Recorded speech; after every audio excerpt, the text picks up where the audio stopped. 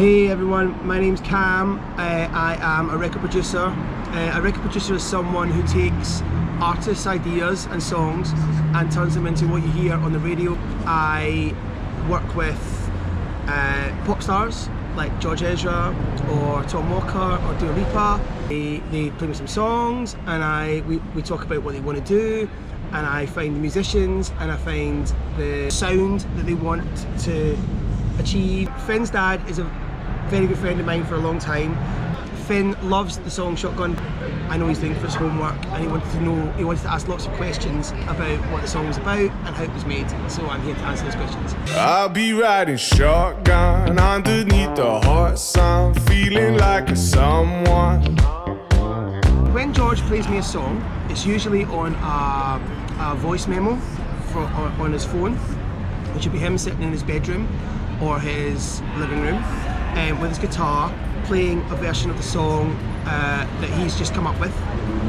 And he'll say to me, this song is about, so with Shotgun was about meeting his girlfriend, and he said, I want it to be fun, summery, exciting. I want it to feel like I'm in a car driving down a road with the sun shining. When people hear it, I want them to feel what I felt when I was in that car. To make that happen, when you read the words of the song, it feels like summer. Lovely feeling when you walk outside and it's a beautiful morning and the birds are singing, and you walk out and you've got your jacket on and your t-shirt and you're like, oh, I just feel like everything's like summery and beautiful. One of Finn's questions was, how long did I spend helping George write the words for Shotgun? Every song I've ever worked on with George, he's written all the words himself. So I had no input into the words whatsoever. He brings me his word ideas and his chords and his songs, and I take them and I make them sound like the records, but I wasn't involved in writing because George does everything. This is a really interesting question. What is a homegrown alligator? Homegrown alligator, see you later. Gotta hit the road, gotta hit the road. I think homegrown alligator means different things to different people. For George, it rhymes with see you later, and the phrase see you later alligator is really important to him because he loves the idea of the songs that he writes making sense to everybody. For George, that's really important because he loves young people connecting with his music. I think for George, it just means the idea of see you later alligator. The sun ain't changed in the atmosphere. How does time fly by in the yellow and green? Time flies by in the yellow and green. Stick around and you'll see what I mean. Time flies by in the yellow and green is actually really important. When George was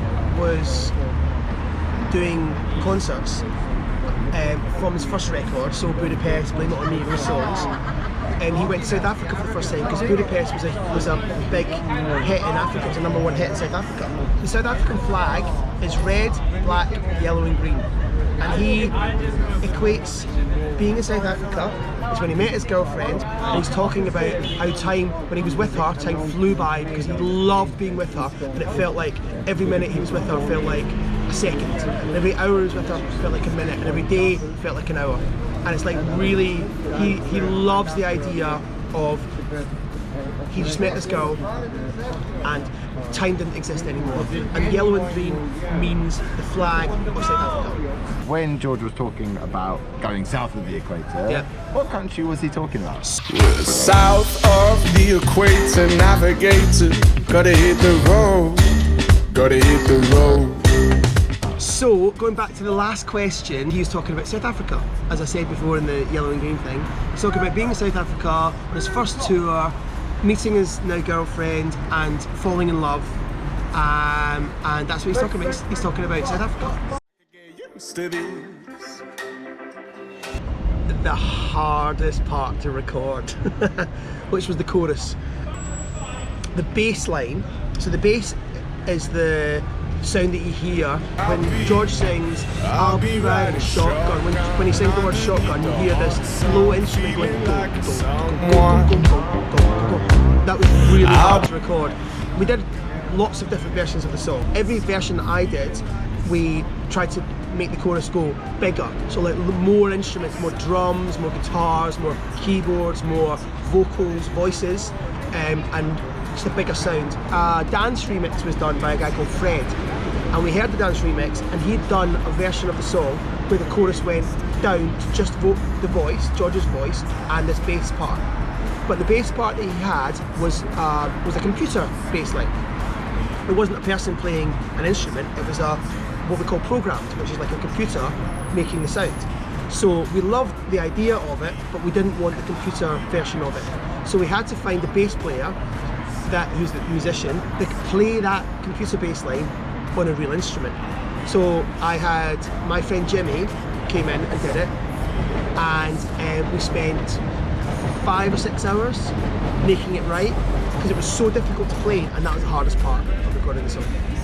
Shotgun underneath the hot sun, feeling like someone. My favourite part of the song is the bit in the middle where all the music stops, and there's the only sound you hear is George singing "Time flies by in the yellow and green." Time flies by in the yellow and green. Stick around and you'll see what I mean.